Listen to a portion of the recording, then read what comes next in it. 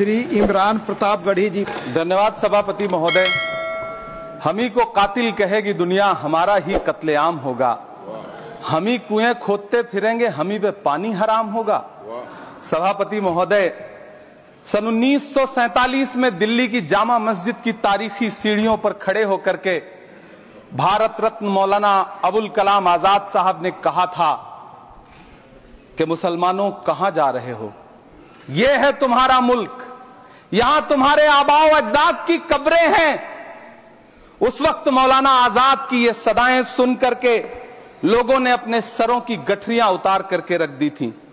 आज उसी दिल्ली में मौजूद देश की संसद में एक बिल आया है जो हमसे उसी जामा मस्जिद की सीढ़ियों के सबूत मांगेगा, जो उन्हीं सीढ़ियों के पास अपनी कब्र में सोए हुए मौलाना आजाद को फिर से कब्र से सदा देनी पड़ेगी कि ये जो कब्र है वो मेरी कब्र है, ये किसी सरकार की जागीर नहीं है।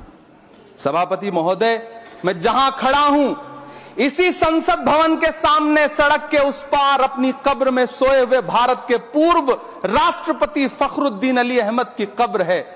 शायद अब उस कब्र से भी सदाएं आए कि ये कब्र मेरी कब्र है, ये सरकार की जागीर नहीं है। सभापति महोदय, मैं वक्फ कानूनों में किए जा रहे संविधान विरोधी बदलावों के खिलाफ बोलने के लिए खड़ा हुआ हूं। संविधान का आर्टिकल 14 हो, 29 हो, 30 हो, चीख चीख कर कहता है कि देश में सब बराबर के हकदार हैं। आर्टिकल 26 कहता है कि सबको अपने अपने मजहबी कामों के लिए मंदिर, मस्जिद, गिरजाघर, गुरुद्वारों का निर्माण करने का हक है और उसका रखरखाव का भी हक है।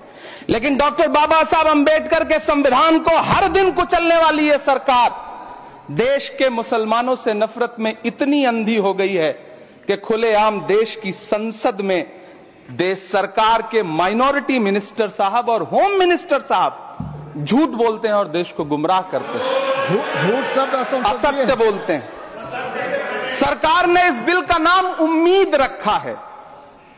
मंत्री जी कल से इसे देश के मुसलमानों के लिए नई उम्मीद बता रहे हैं। नहीं मंत्री जी, न तो ये बिल मुसलमानों के लिए नई उम्मीद है और न ही उम्मीद की नई किरण। सभापति महोदय, भाजपा ने पूरे देश में वक्फ के नाम पर कई सारे झूठ फैलाए हैं। आइए आज उनकी सच्चाई पर बात करते हैं। वक्फ ट्रिब्यूनल को संसदीय शब्द ऐसे बताया जाता है जैसे वक्फ ट्रिब्यूनल कोई मजहबी खाप पंचायत हो। सभापति महोदय, जबकि सच्चाई यह है कि वक्फ ट्रिब्यूनल भी तो सरकारी न्यायिक विभाग है जिसमें सरकार द्वारा नियुक्त जज होते हैं, जिसमें प्रशासनिक अधिकारी होते हैं, कहीं ऊपर से थोड़ी आ गए। सभापति महोदय, देश के गृह मंत्री जी ने इसी सदन में कहा कि वक्फ ट्रिब्यूनल के फैसले के खिलाफ कोई कोर्ट नहीं जा सकता, जबकि सच यह है कि वक्फ एक्ट 1995 की धारा 83(9) के तहत हाई कोर्ट वक्फ ट्रिब्यूनल के फैसले की न सिर्फ समीक्षा कर सकता है बल्कि उसे बदल भी सकता है। सच तो यह है कि वक्फ बोर्ड खुद अपनी जमीनों के लिए कई सारी कोर्ट में मुकदमे लड़ रहा है। सभापति महोदय, दिल्ली की जिन 123 संपत्तियों को लेकर कल माइनॉरिटी मिनिस्टर, होम मिनिस्टर साहब और अभी आदरणीय नेता सदन बात कर रहे थे, आइए उनकी सच्चाइयों पे भी बात करते हैं। 1911 में जब अंग्रेजी हुकूमत ने कोलकाता के बजाय दिल्ली को राजधानी बनाने का फैसला किया तो रायसीना हिल्स के चारों तरफ जो मुसलमानों की ढेर सारी जमीनें थी उनको एक्वायर किया गया और लुटियन को इसकी तामीर की जिम्मेदारी सौंपी गई। सेंट्रल विस्टा की तरह लुटियन जोन का मेगा प्लान तैयार हुआ, लेकिन उस वक्त के मुसलमानों ने उस वक्त की अंग्रेजी हुकूमत से अपनी इबादत गाहों को बचाने के लिए लड़ाई लड़ी। मामला ब्रिटिश गवर्नमेंट तक पहुंचा। तब यह तय हुआ कि वो जो धार्मिक स्थल हैं उन्हें जस का तस रहने दिया जाएगा। इंडिया गेट के बगल वाली मस्जिद हो, जाप्तागंज, सुनहरी बाग मस्जिद हो, पार्लियामेंट रोड वाली मस्जिद हो, ऐसी 123 संपत्तियों के मैनेजमेंट के लिए 1913 में मुसलमान वक्फ वैलिडेशन एक्ट बना और उसके बाद एक नया शहर बसाया गया जिसे लुटियंस जोन का नाम दिया गया। फिर 1943-45 के बीच एक और समझौता हुआ आजादी से पहले, उसके तहत काफी सारी वक्फ जायदादों को सुन्नी मजलिस औकाफ बनाकर उसके अंडर किया गया ताकि उसकी देखरेख की जा सके। गृह मंत्री जी 2 दिन से सदन में जो बात कह रहे हैं वो दरअसल 123 संपत्तियां उसी सुन्नी मजलिस औकाफ के तहत आती है। सभापति महोदय, आजाद भारत आजाद हुआ। आजादी के बाद भारत में 1954 में वक्फ एक्ट लागू हुआ, जिसकी धारा 9 के तहत 1964 में केंद्रीय वक्फ काउंसिल का गठन हुआ।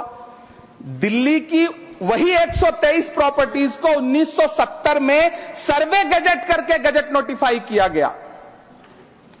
इसके निपटारे के लिए पूर्व प्रधानमंत्री इंदिरा जी के द्वारा 1974 में एक बर्नी कमेटी बनाई गई।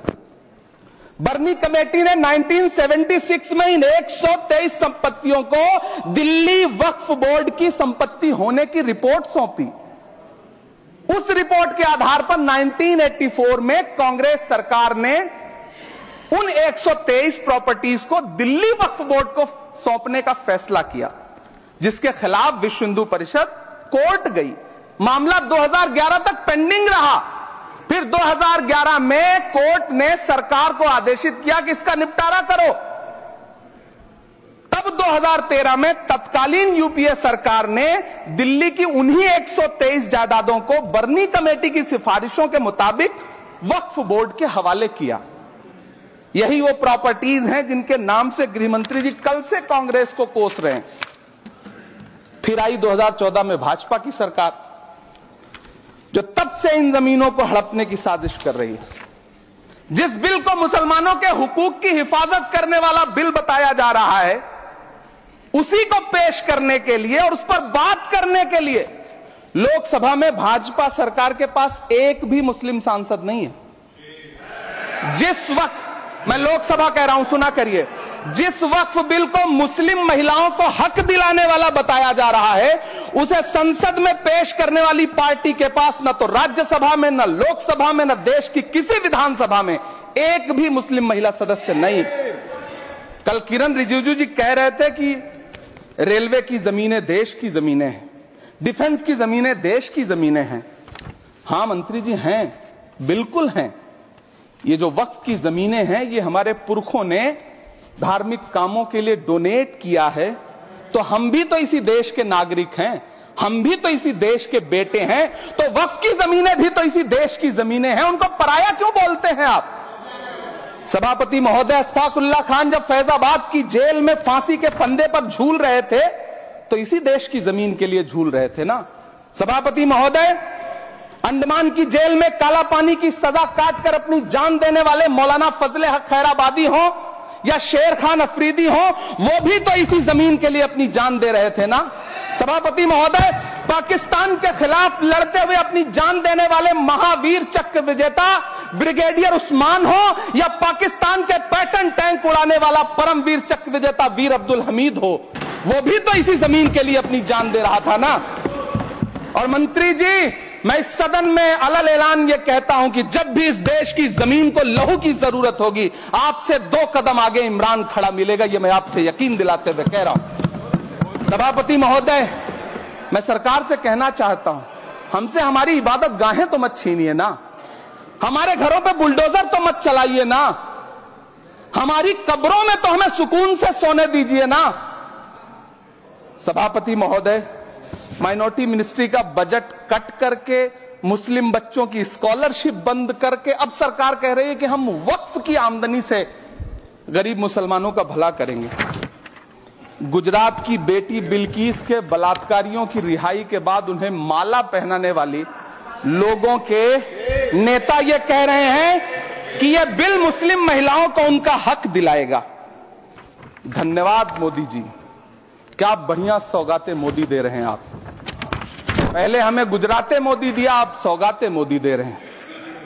लेकिन यह सरकार इतना याद रखे कि इसी ठसक के साथ देश की संसद में सीए का कानून भी लाया गया था और कहा गया था बड़े बड़े भाषण देकर के कि पड़ोसी देशों से हिंदू भाइयों को ला करके यहां नागरिकता दी जाएगी। लेकिन मैं आपके संज्ञान में लाता हूं सर कि पिछले इतने दिनों में इनसे नागरिकता लेने के लिए 2000 व्यक्ति भी नहीं आए, जबकि इसके उलट इन्हीं की सरकार में पिछले 10 साल में 15 लाख से ज्यादा भारतीयों ने भारत की नागरिकता छोड़ करके दूसरे देश में जाकर के बस गए।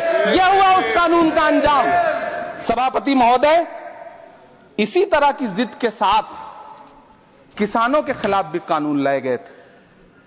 जिस तरह आज वक्फ के फायदे गिनाए जा रहे हैं, उसी तरह से किसानों को भी कृषि कानूनों के फायदे गिनाए गए थे। लेकिन अंजाम क्या हुआ?